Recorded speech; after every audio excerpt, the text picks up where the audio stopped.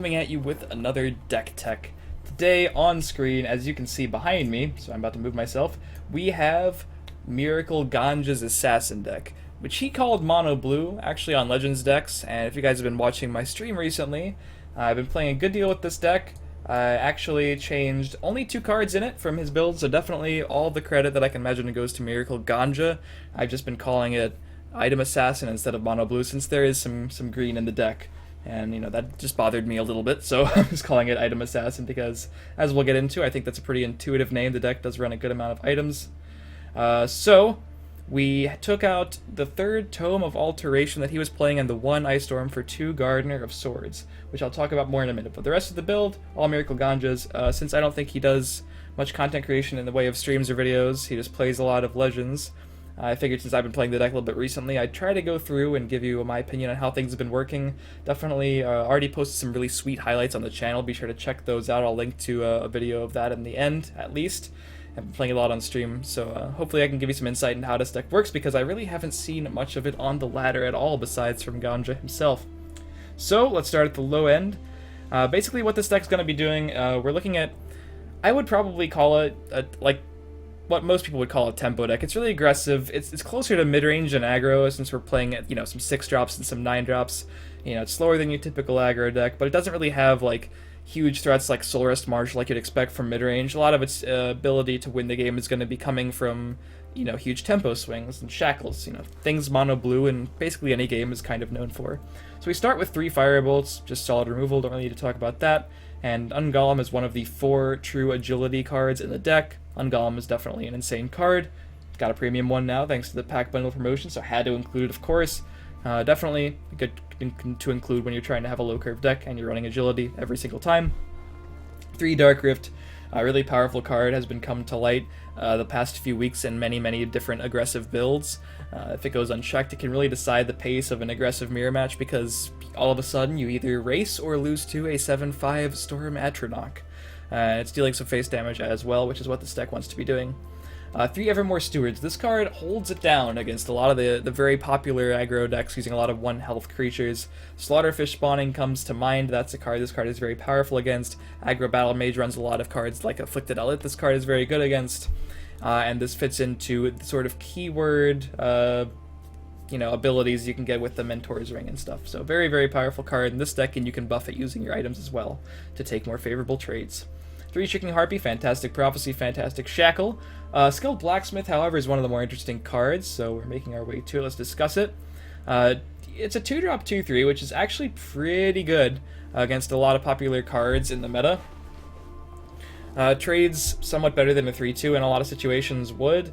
And since we do have a fair assortment of items, this card's value is actually pretty extreme. I didn't expect to get a whole lot of value even in this deck, but it's pretty amazing what weaving in that extra 2/3 and getting those cheaper items can do.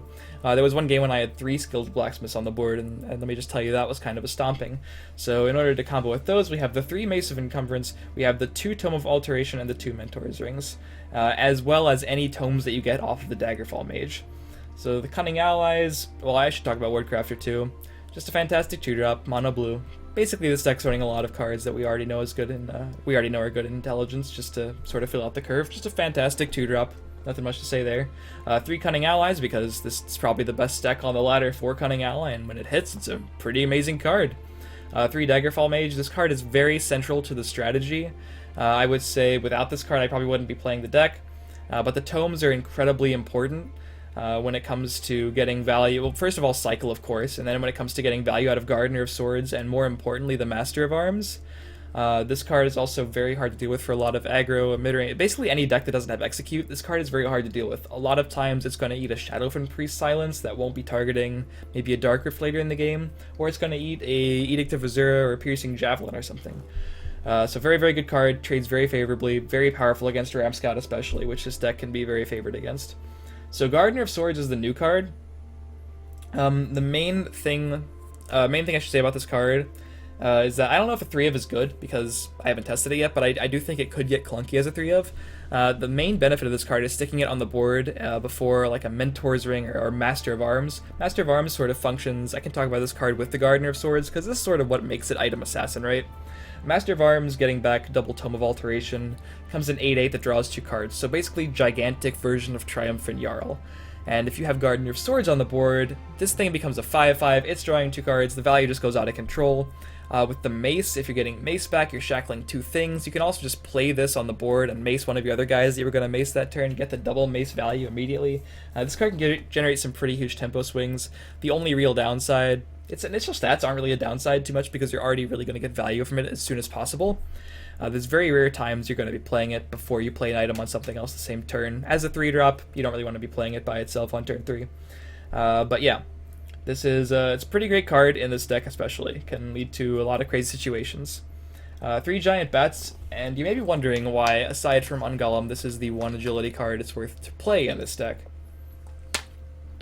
This card is a very central part of the strategy. Not necessarily its game plan, but when you're up against any sort of aggressive deck, this card is one of your main win conditions in combination with the Mentor's Ring, because you can get a pretty huge board easily with this deck, a lot of cheap creatures obviously, and then you play the Giant Bat, Mentor's Ring, give everything charge, and drain, so at that point you drain for 20 plus damage, happens pretty more frequently than you'd think even, and it usually puts your opponent too far behind. Sort of the Pillaging Tribune of the deck, you could say. It's 2-card combo, but it's very powerful when it goes off. And yeah, it's just really, really good. So then we have the Mace of Encumbrance. Basically, this is one of your most important tempo cards in the deck. A surprisingly good card by itself, but obviously gets additional value from the Gardener of Swords and when it can be cycled, or recycled with the Master of Arms rather. Very powerful. Yep, not much to say. Definitely fits perfectly in this deck with the skill Blacksmiths. Lightning Bolt, fantastic card, don't really need to say much. Queen Baronzaya, don't really need to say much. Assassin card. Helps you with the drain because besides the Giant Bat, this is kind of your only way to do so. This card is slower than the Bat though, even though the Bat Mentor's Ring combo costs so much. This is just another way to get the drain keyword. Royal Sage can also give you some drain at some points, fits in well with the deck. Basically the best 4-drop this deck could be playing. You're ahead in life almost all the time since you're starting the game usually as the aggressor. Very rarely will you be playing from the back foot, and usually that'll happen against aggro decks, which can rush you down, but hopefully in that point you don't need the Sage, you can stabilize with the Evermore Steward and hopefully find your drain, which is critical in those matchups, but against anything like Ramp Scout, this card's hard to deal with.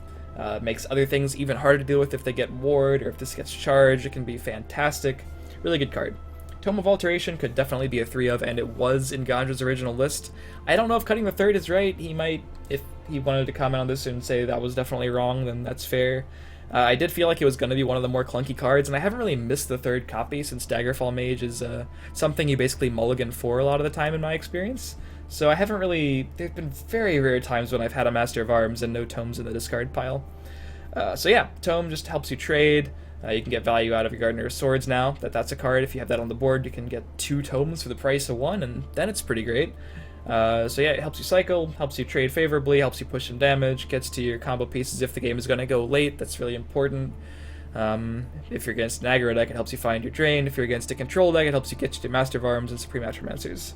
Mentor's Ring, I already talked about it a bit, but there was a time when no one played this card, and in this deck, it's very, very key. Again, I find 2 of Fine, I think, as a 3 of it might be a little too clunky. I know Ganja only ran 2 himself. But, you know, like I said, with your Giant Bat, it's amazing. With any of your wards, it's fantastic. A board full of wards is almost impossible for a control deck to deal with efficiently. So yeah, definitely recommend this card. Even by itself, occasionally you need the Tempo Mentor's Ring of just a +3/+3, and that's fine as well. 3 Master of Arms, like I said, this is one of your key cards in the slower matchups because you're going to be going for the Tome of Alteration super value, basically. Cycling too far from your control opponent to keep up with and presenting a threat that they have to deal with as well. And this deck is pretty good at developing cards that, while they aren't huge, are pretty hard for your opponent to get rid of. If you can find a way to ward up a Giant Master of Arms, that's going to be one of the biggest things in your deck. But usually the fact that you're cycling so much and getting so far ahead in cards, even if they kill the Master of Arms after that point, you have so much to refill the board with, sort of like the Triumphant Jarl. And except that you can actually get additional value if you get something like Mace of Encumbrance back, or maybe Mentor's Ring or something. But yeah, Supreme Atromancer rounds out the curve just because it's one of the best late-game threats against Ramp Scout in particular, but basically any control deck. The ones that run Ice Storm obviously have a better answer to this, but this is basically the way you close out the long games. Against aggro, obviously not a fantastic card, but yeah. Later in the game, these are the cards basically you're looking for. So this is pretty much the list. Hopefully you've enjoyed. I do suggest giving it a shot. This deck is pretty unique. I haven't seen much like it, aside from, as I said, when Ganja played it on me. I remember the first time I lost to a giant bat Mentor's Ring combo was pretty humiliating, so it was definitely a lot of fun to start doing this to people on ladder. It has pretty good results for me, so hopefully it does for you as well. If you've liked the video, feel free to subscribe to the YouTube channel for more strategy articles, or strategy videos. And stay tuned to Between the Lanes for more strategy content as well. Hopefully you enjoyed the deck, and I'll see you next time.